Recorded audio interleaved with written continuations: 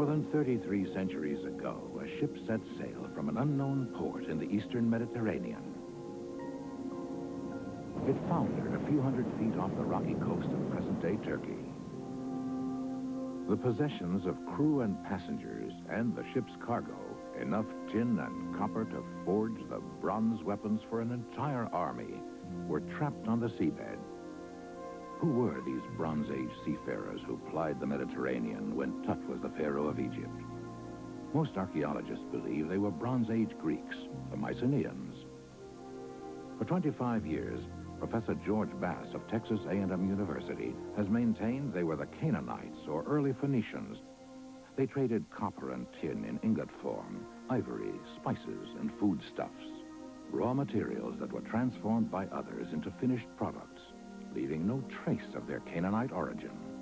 Except for Egyptian tomb paintings, little evidence exists of these traders. A shipwreck, its cargo of raw materials untouched for more than 3,000 years, could provide proof that these ancient traders were indeed Canaanite. In the fall of 1983, members of the Institute of Nautical Archaeology diving team arrived in College Station, Texas, bringing a sketch of one of their discoveries. This is the story of those who will unravel the mysteries of the oldest shipwreck ever found. Dr. George Bass, distinguished professor at Texas A&M University and the father of underwater archaeology.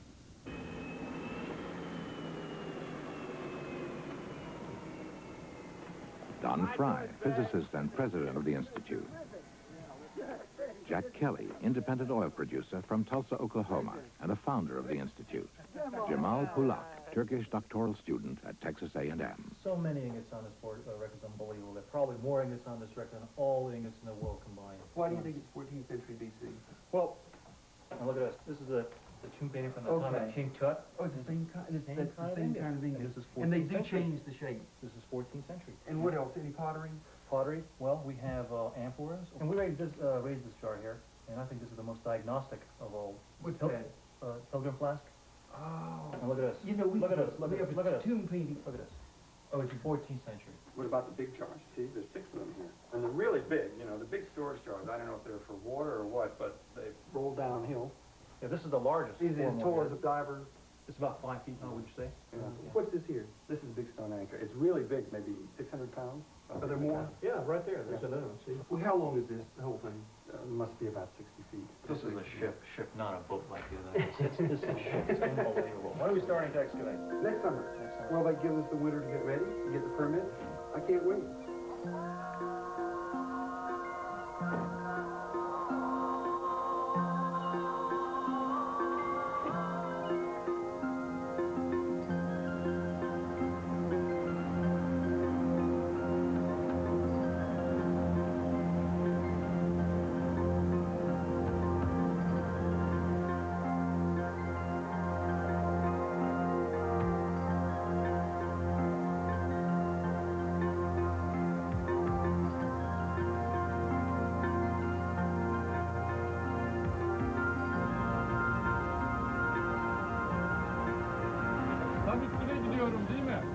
We have some uprights in those holes over there. Sockets. We can't put much uprights here. Could we go off right from there?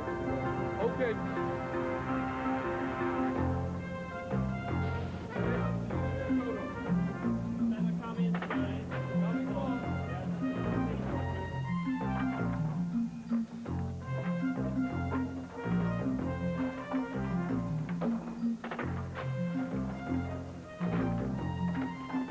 I love it on different levels. First of all, there's the comradeship, which we all feel.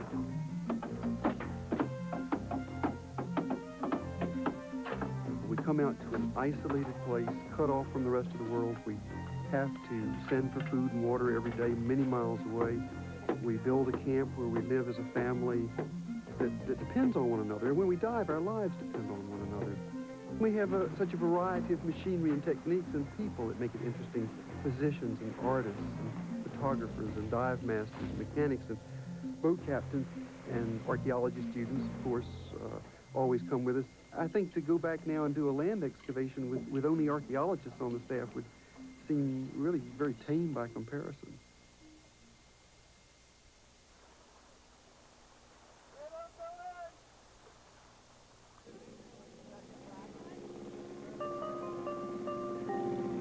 then there's the intellectual level. To me, the most interesting period of history is the Bronze Age.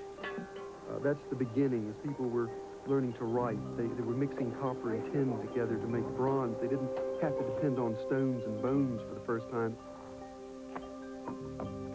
They were having monumental sculptures and great fortification walls and things that we can picture and associate in a way to the first modern men.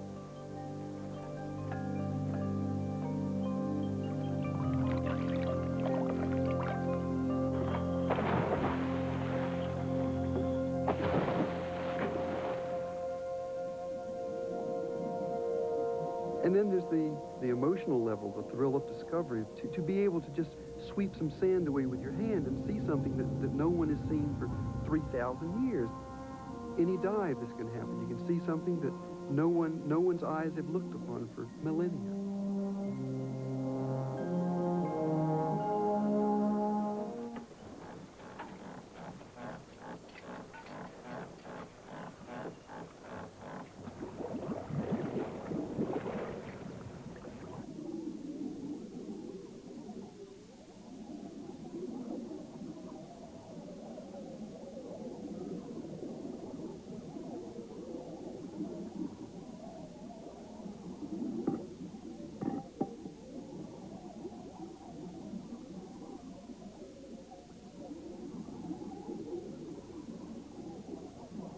This morning, then, the first dive will be Jack and Oshkin.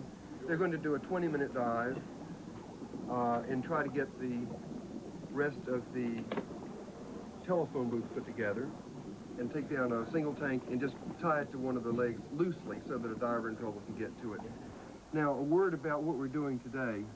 We're working in the upper part of the wreck, and we're finding out it's just thick with amphoras and ingots and so forth. And so I want you just to hand fan down the slope. And those of you who are new at hand fanning, this doesn't do any good at all. It has to be a sweeping motion with your hand in one direction where you raise your hand out of the dust each time and then clear it off with your arm in big swoops like that. Now, don't worry about being overly rough when you're on tops of amphoras, because you'll never find a small object like a weight or a cylinder seal or a scarab up high in the sand. They sink down. But once you get to the top of the level of the amphoras, then you want to slow down when you get in between them and do that very gently. Something that could easily be overlooked would be these stone weights we thought were just pebbles at Cape Galedonia until we got enough of them to see that they formed a pattern. So these are no bigger than the end of your finger, just little stones. The smallest object could be very valuable. A scarab could date the wreck for us. So when you airlift, be careful that you don't let anything go up into the airlift except for sand and sediment. Now remember that each of you is responsible for your own area. Take detailed notes and remember about narcosis. At that depth you're going to be confused, so plan your dive in advance. Rehearse it with your partner if you need to. You've only got 20 minutes on the wreck twice a day. You can't afford to waste time. I do want to stress we're working beyond the limits of air diving. We're starting at 140 feet and going down to 170 feet. So watch your partner going up and down the shot line especially. That's the most critical point. If you're down in the bottom, go in the phone booth if you have a problem. If you're up the top, of course, you can reach the decompression stop mouthpieces. But in between, you've got a long way where there's no air. Yeah, Don. You'll also watch your partner at the decompression stop, because that's where the accident is likely to happen. That's a very good point. We've had now, in our 24 years of working, we've had one bad case of bends and one embolism. They both took place on the decompression stop, where the diver lost consciousness 20 feet down, just decompressing.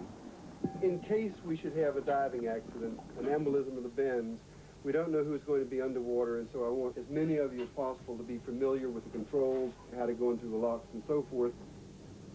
Then someone will go inside and pretend he's a victim. I want everyone to get used to the noise and heat in the recompression chamber. We will always have one person handling the air, one at the controls, a timekeeper watching the table saying how many minutes to go to 60 feet, or if we have to go to 165 feet, it just open the air all the way, even if the diver's eardrums burst. That means it's something very serious. You have to get a lot of pressure on immediately. Okay, 20 minutes on the bottom, 2 minutes at 20 feet, and 7 minutes on the 10-foot stop. 22 and 7, okay. Ready? And go.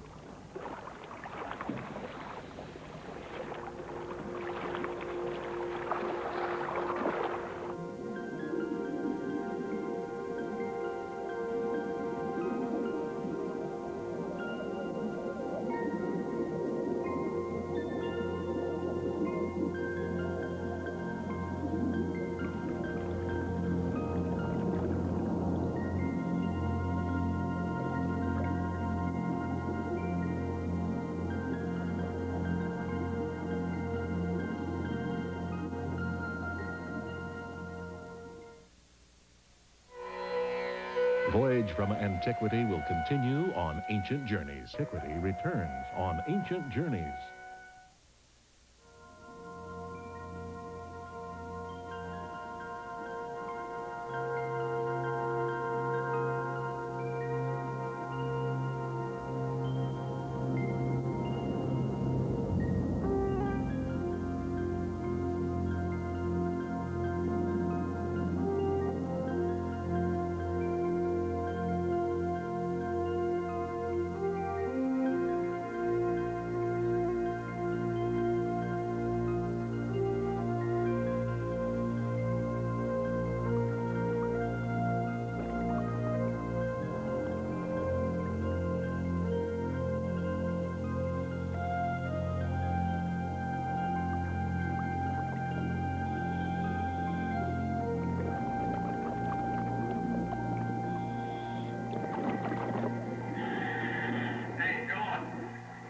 This is Don, over. Hi, Don. Can you tell George to get over there? Over to the boat, quick. I got something really interesting.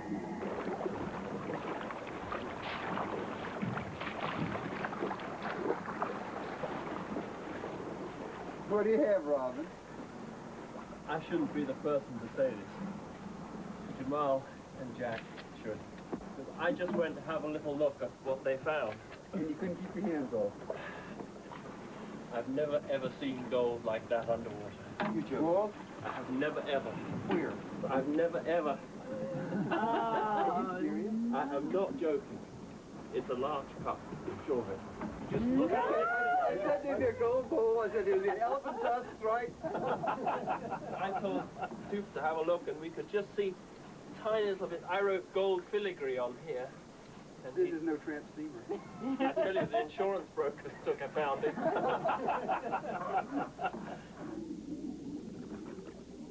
Now, the reason I brought you here is that I cleaned upslope and uncovered a perfectly preserved pilgrim flask, which is grayish black, and so my guess is it could be silver. So we have a Canaanite jar, Mycenaean thing, a gold cup, maybe a silver pilgrim flask. I mean, and ivory, it's incredible, but this assemblage is so unique. I don't want to excavate it the way I normally would. I want to get it all opened up so we can get photographs to show 200 years from now I won't be able to see what it looked like. That means that we're going to have very fragile things out in the open for a long time. Now, in an instance like this is where I have to take it on myself as director. I can't worry about hurt feelings. There's only one person that's going to excavate in that area, and that's Jamal. Because I think he really underwater understands exactly what he's finding. And if it takes 3 weeks before we bring up the first object, I don't care. You know that photograph of that stuff opened up is going to be in every book on archaeology that has anything to do with the Bronze Age. It's just a remarkable thing. What we're trying to do here is literally use nothing more than the techniques of aerial photogrammetry, which have been used for a number of years for making topographic maps. And what we do is set up a horizontal bar underwater to simulate a flight line. Then we take a camera and we sequentially move it to a variety of different positions along there. Every 2 pictures taken from the bar forms a pair of stereo photographs. And using them with a plotter allows us to record the 3-dimensional position and orientation of every object on the wreck. Often the data we get from the stereo photographs isn't perfect, so we survey a wreck with a network of long-distance measurements to help tie the plan together. We invented the system of stereo mapping back in the 1960s, and we've now got it to such an art that our underwater plans are just as accurate as any made on land. You have to take somewhat measurements from X, is that all? Yes, sir. Three measurements is all from point X. This one hasn't had any measurement at all on it, either 9 or X. So in one measure those from X, isn't that right? If while he's doing that, if you take a clipboard and simply write down the maximum diameter, and then that'll make it easier to actually put those on the plan. The plan itself is critical to our work, since once you've excavated a site, you've really destroyed it forever. And knowing the exact position of an object may tell you if it was cargo or personal possession, if it was from a cabin area or the hold of the ship. If we didn't have extremely accurate plans of thousands of small wood fragments, we would never be able to restore the actual hulls of the ships as we're able to do. going to try to understand the ship through the objects it carried, but the objects themselves stay in the Bodrum Museum in Turkey. So we have to have very accurate drawings to take back to the university to compare to drawings in other publications and also to prepare for our own publications.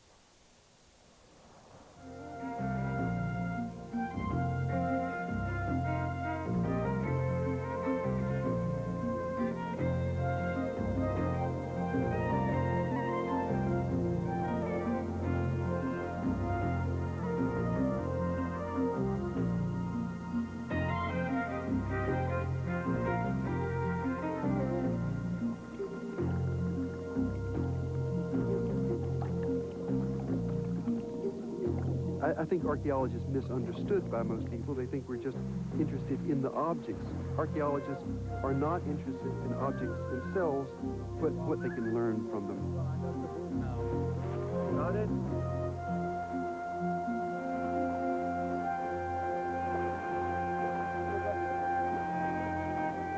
We really don't know how trade in the Bronze Age worked. We don't know if shipments of the type we're excavating right now were sold for profit, or whether there were simply royal exchanges between kings and pharaohs.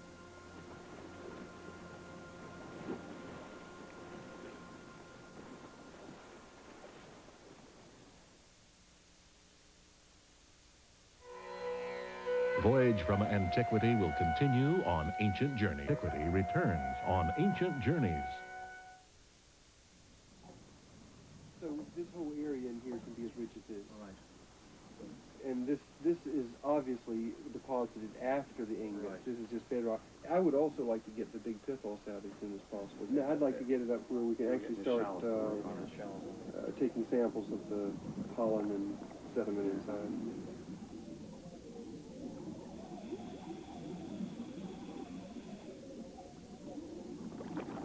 They're all pouring out the big pithos. What? Yes. The pithos is full of Yes, pottery? 4 of them already, and they're pouring out. Oh, wow. Well, I can say that this ship was definitely coming from Cyprus. Oh. You know, if we'd found one piece of pottery that well preserved on the Cape Elizabeth, how excited we'd have been. One piece that well preserved. They're just coming up out of the bucket. Yes, George, let's go. Let's go. Let's go, guys. Were they stacked in there in any order, or just jumbled, or did you tell? Oh, definitely stacked. No chance an octopus pulled them in? No way. Because we found pottery pulled into amphores before. No, it's far too orderly and tidy.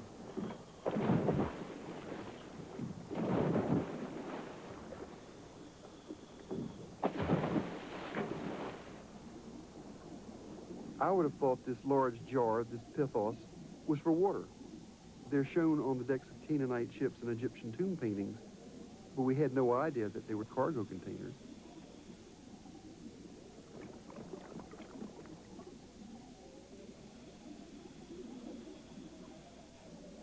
Oh, look at that. Be very careful. Very, very careful.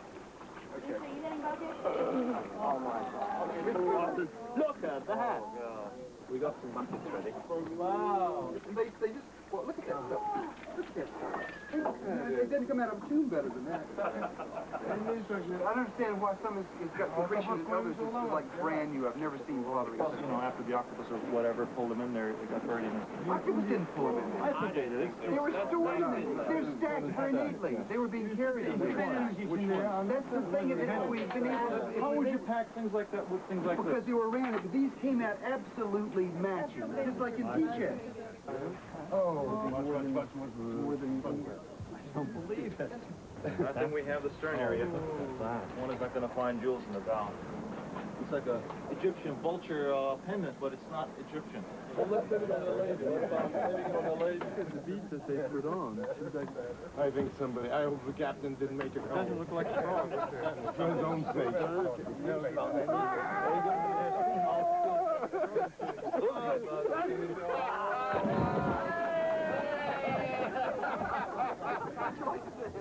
I'm glad you were on that dive. I really am. You're glad, right? What do you think? I didn't swallow my mouthpiece. Robin's going to assign the dives again this afternoon, and John Ma will have something to say about the work in the various areas, but I would like to find out what's going on in each of the areas, starting with John Ma's area. big pilgrim flask I have cleared around it, and it is loose. It's not completed to bedrock, but I still have to excavate around it carefully because that's where I've been finding those delicate things like beads. Now, Robin, down in here, you've got these ingots out, I think. Yeah, that has actually cleared this lower row, but the upper row has another level underneath it. And Yashar, do you think that the ship's wreck is stopping there, or do you think it's continuing? I think it's not much sand. I found bedrock.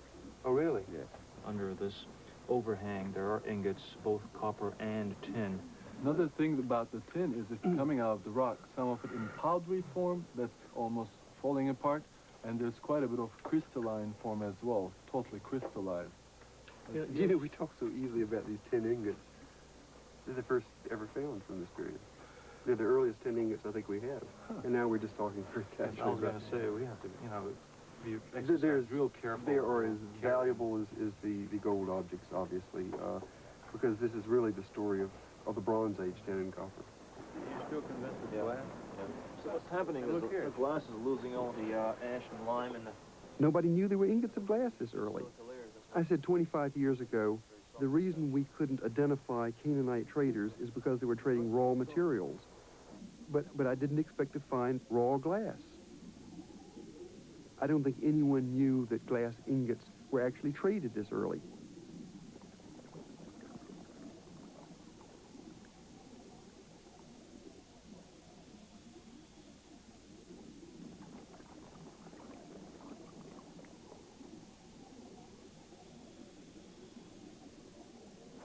I've seen it on the seabed, so I know, but I haven't seen it up close.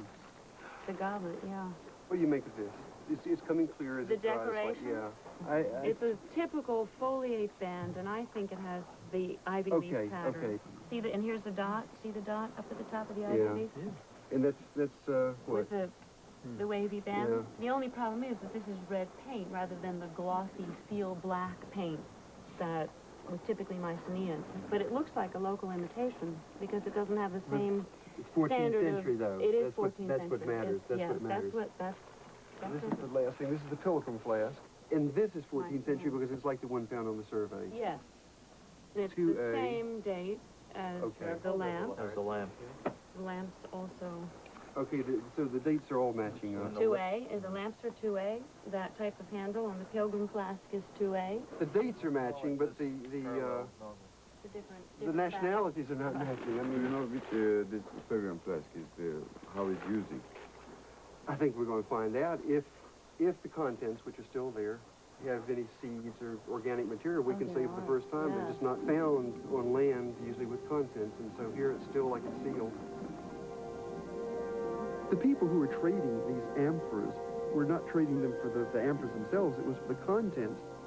The contents were more interesting to the people in antiquity, whereas today it's the pottery container that's interesting to the archaeologists, which is sort of the reverse of the way it should be. Here it comes! Underwater, you find organic materials extremely well preserved. We get seeds, we get bits of wood, we get inorganic things such as glass beads in these amphoras. We found another one that had orpiment, which is yellow arsenic. They used that as a coloring or pigment in Egypt about this time.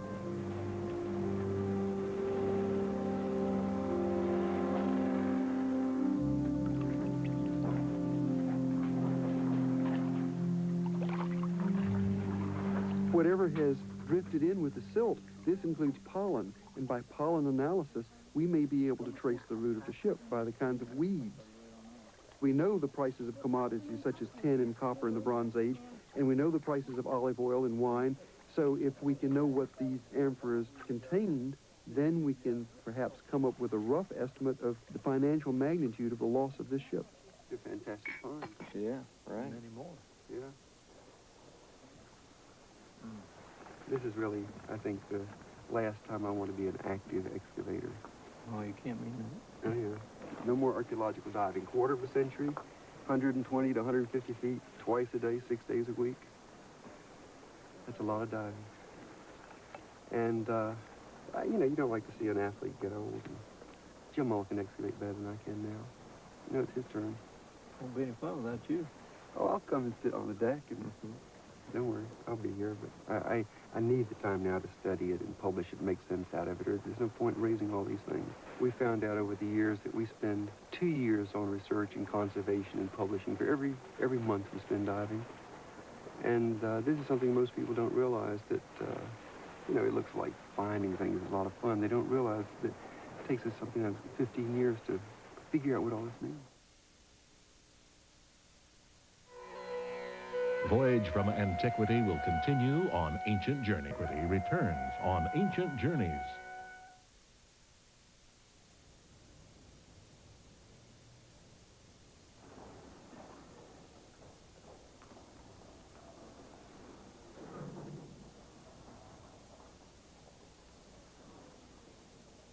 At the end of each summer, we only have field notebooks, catalogs, photographs, plans, drawings, but these don't tell a story. They're only clues to solving the mystery.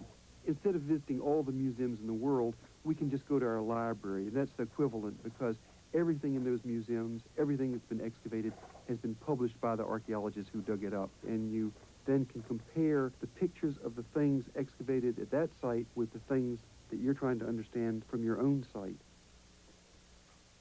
We're finding Cypriot and Syrian and Mycenaean Greek pottery all together, and it was all being shipped in one day. That ship went down on a specific date in antiquity, and so we may be able to tie together the dating of pottery across the eastern Mediterranean more closely than has happened before, and this will be of a great benefit to land archaeologists.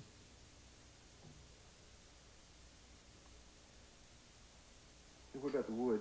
Well, this is just before you left, the last day that you saw it, and we've removed all these ballast stones. And this is the keel, the first strake and the second strake. And here we see parts of the mortise and tenon joinery. This ship was made like Greek and Roman ships were made. Exactly. That was so amazing about it. And it's 1,000 years later, and it's identical to a shipwreck that's been excavated from 400 BC. This is the first time we've known how ships at the time of Ulysses, at the time of the Trojan War, were built. We had no idea what the resin in many of our amphoras was. And Kurt Beck at Vassar College has been able to say very definitely that this is myrrh and frankincense. We don't depend just on other archaeologists and excavations to help us understand what we found. We have to also go to scientists in other disciplines. We write to the people, we send samples, we send photographs, we send drawings. They answer, they tell us what we have found, and we then have to interpret what they've discovered to make sense of our entire site. Except for the copper, most of the cargo could have come from the Syro-Palestinian coast, even though it had to arrive there from overseas or overland, like the tin probably came from Afghanistan. The myrrh and the frankincense, we know, have to have come from South Arabia or Somalia and Africa all the way up, but we know from ancient texts they were both shipped out of this area. Now, the ivory is okay right here. We had elephants and hippopotamuses in this part of the world still at that time. And Bob Brill has analyzed the glass ingots, and the glass is chemically identical both to Mycenaean Greek glass and to Egyptian glass of that period. So that means both places were importing it from wherever our glass ingot was made. Then wherever it was loaded on, the ship sailed across to Cyprus and picked up its load of copper, and then from there it went on to Kosh, where it sank. But I'm not sure on its way where. I have no idea at this time. Well, how about Kosh itself? And then to Rhodes, even perhaps to Mycenae in Greece, Komos in Crete, and complete the circuit down the north of Africa, Egypt, up to the Syro-Palestinian coast again. So maybe they were just stopping, unloading a little bit, putting on some more, and we'll never know the destination because there was none. It was just continuously going around in a circle. When we first found this bronze disc, this is actual size, we didn't know what it was. Now I find out they're in Cyprus, they're in Syria, and so you've had a chance to just do a little reading on them. And so what have you come up with? For example, what did Hall, when she found one in Crete, think it was? That it's a miniature shield and refers to similar objects found by a man named Hogarth at another place in Crete. Mr. Menachietti, what does Secunda think? Attached part of the armor of a horse. What do you think, Mr. Pope? Well, Blades and Bookman both give modern examples of finger symbols as far back as 500 BC. But Jamal has thought they were too large to be worn on your fingers, but now he's in agreement because of something we've just seen this morning in the library.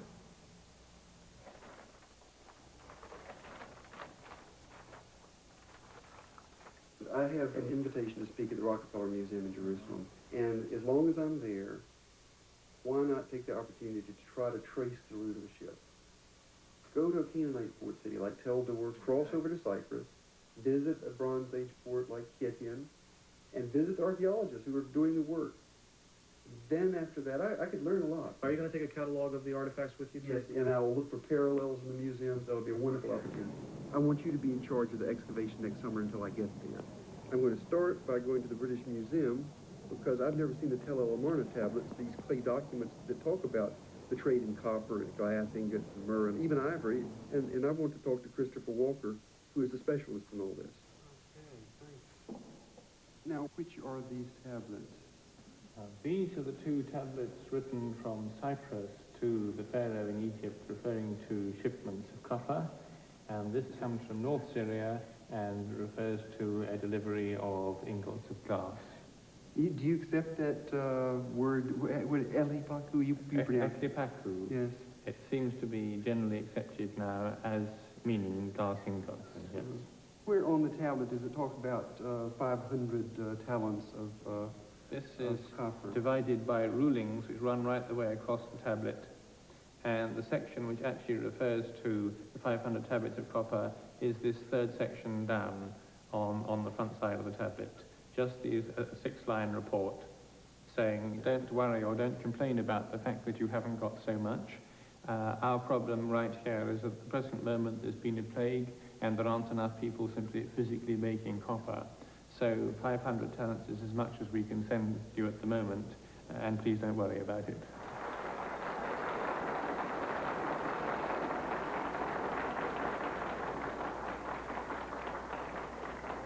Thank you.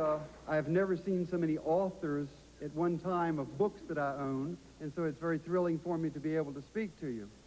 Long before there were shepherds or farmers in the Eastern Mediterranean, there were sailors. Before people lived in villages or could make pottery or write or had metallurgy, they could cross the Aegean.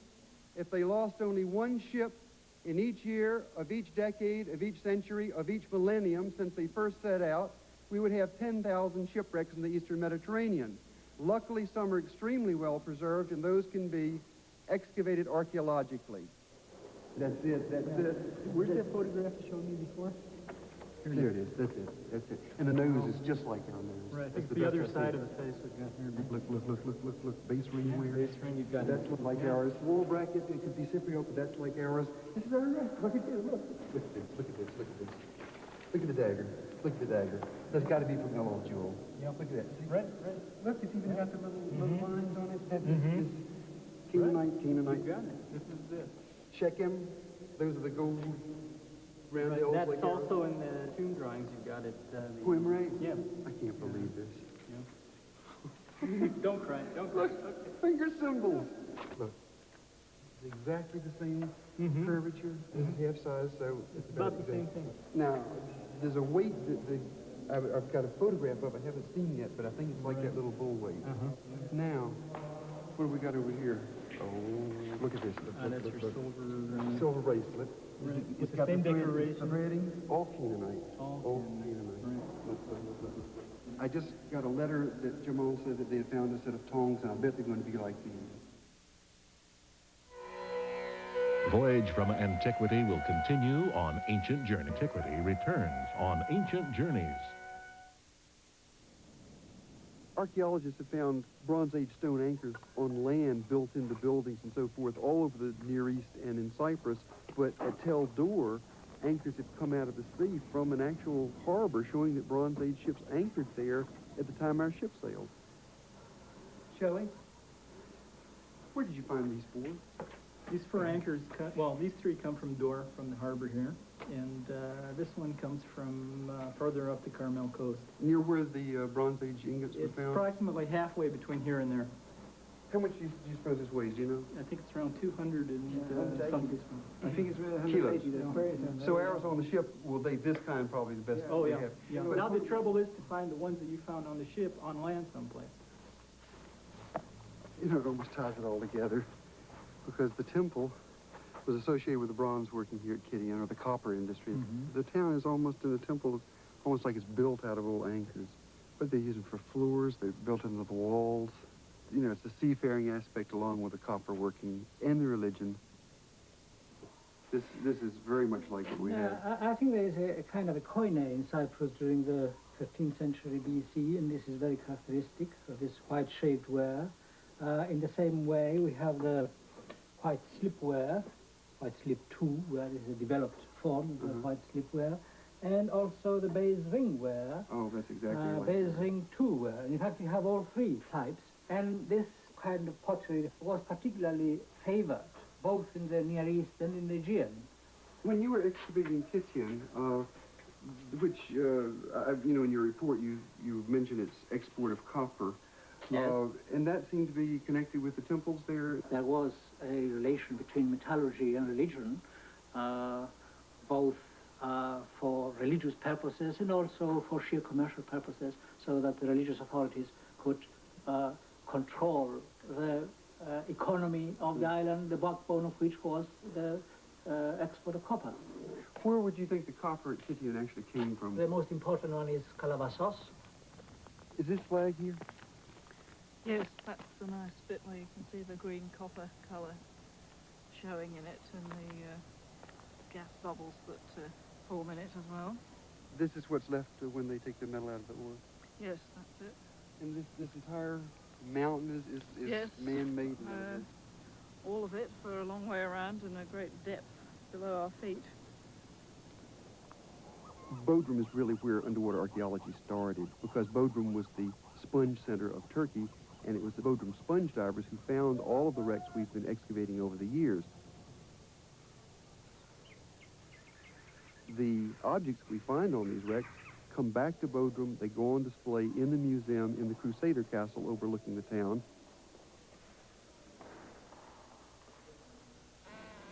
But it's also a place where we can work on the objects, where we can clean them and draw them and study them if we need more time when we have returned from the excavations.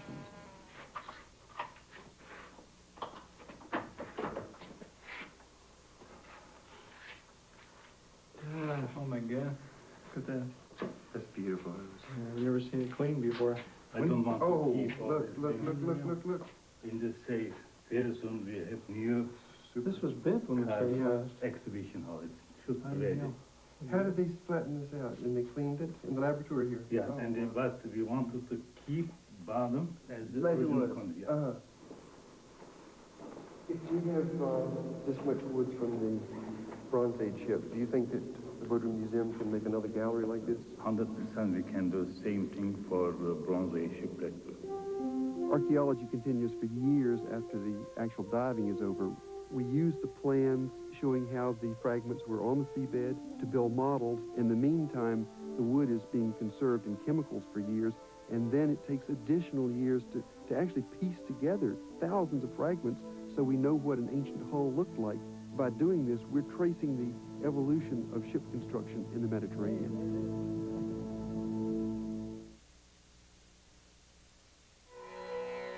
Voyage from Antiquity will continue on Ancient Antiquity returns on Ancient Journeys.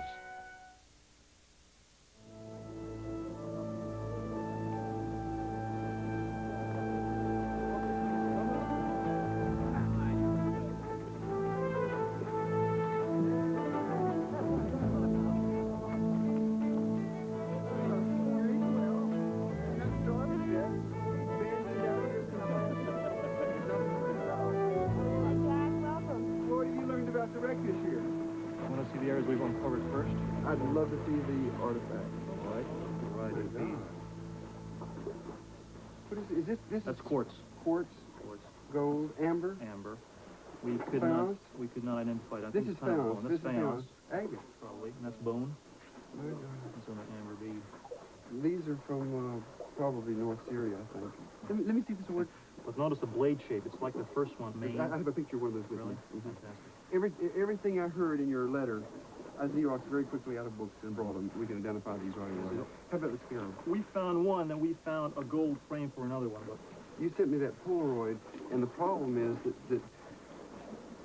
this is One gave me a date of before the wreck sank, and one gave me a date of 13th century, which of course redates everything on the wreck, if that's true, and so we just have to spend a lot of time with this. But this is, I think, more interesting. It's another seal. We don't know the material. It might be steatite. I haven't been surprised yet. I heard all these things. Oh. Possibly I've never steatite. seen anything like this like before. It's plastic. Egyptian. It's like wax, yes. And it seems like a little stamp, doesn't it? For stamping. But again, they were found But in if the same this area is- as this and the other frame. This is the first evidence of to me, you know, something Egyptian. You know, you've got some tongs that they like to use. Yes, absolutely. Okay, we wait. One of these and one of these. That's exactly the same. Is it got a bander in it? No. Like that? These are usually found with metalworking tools, you know, from the copper industry. They're found on Cyprus, and we have pictures of them also from the museum in Jerusalem. Look, see, this is from Cyprus and this is from Jerusalem, so it can be either Cypriot or Canaanite, either way. This is tin, right? Yes. Oh my God. Look, see, it's the same ingot shape. Here we got the proof. They made 10 ingots in that shape.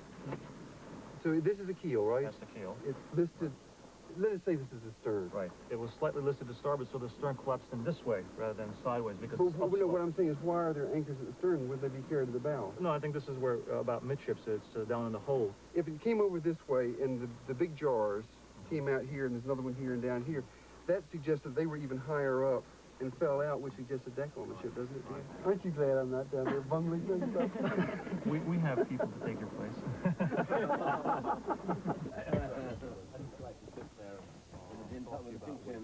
You three found the wreck. How did it happen? Well, every year we have a survey looking for shipwrecks along the Turkish coast. You are? And we rely mostly on Turkish sponge divers. I know most people think that because I'm a physicist, we have some sort of exotic remote sensing devices like side scan sonar or magnetometers. But you know, there are about 100 sponge divers who go out every year. 5 or 6 of them to a boat. And they dive for 100 days. So that's 10,000 man days, and it's an hour a day, 10,000 man hours on the bottom. So that's a tremendous amount of remote sensing time. Well, this was one of the things which I was determined that we were going to be able to do because there must be Bronze Age shipwrecks along the coast. More, I mean, there must be others. But it's marked as blue. Oshkin goes out with me, and we go to the villages and hunt either the old sponge divers or the ones who've just been out for a fresh season to see whether they've seen anything on the seabed. Lots of times the things they tell us about are just piles of rubble. They themselves don't recognize a wreck when they find it, particularly a Bronze Age shipwreck. But with this program that we've had over the last 5 years, we do them slideshows and things like that. We actually show them, you know, pictures of wrecks that we found. We try to get their confidence so that they will keep their eyes open for things and consider that they're important and important enough to tell us about. So when we talk to the sponge divers about the things they saw on the seabed, the conversation was almost always about the amphoras, the large storage jars that were characteristic of the cargo of the wrecks. Right. But I would always come along and say, well, now, in addition to this, you know, sometimes the cargo was made of things like this, and I would draw the picture of a Bronze Age ingot and ask these people whether they'd seen one or if they ever saw one to please be sure to tell us. As a matter of fact, that's how we really got the Bronze Age shipwreck report, because the captain was told this by one of his crewmen, and he said, well, this is what the archaeologists in Bodrum were looking for.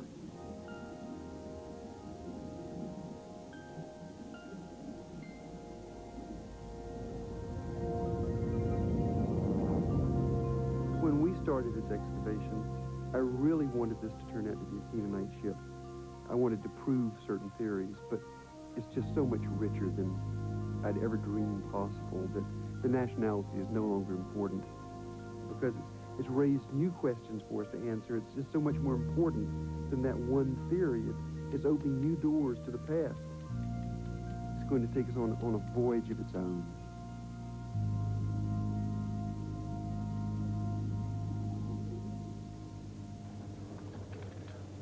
You heard what my signals?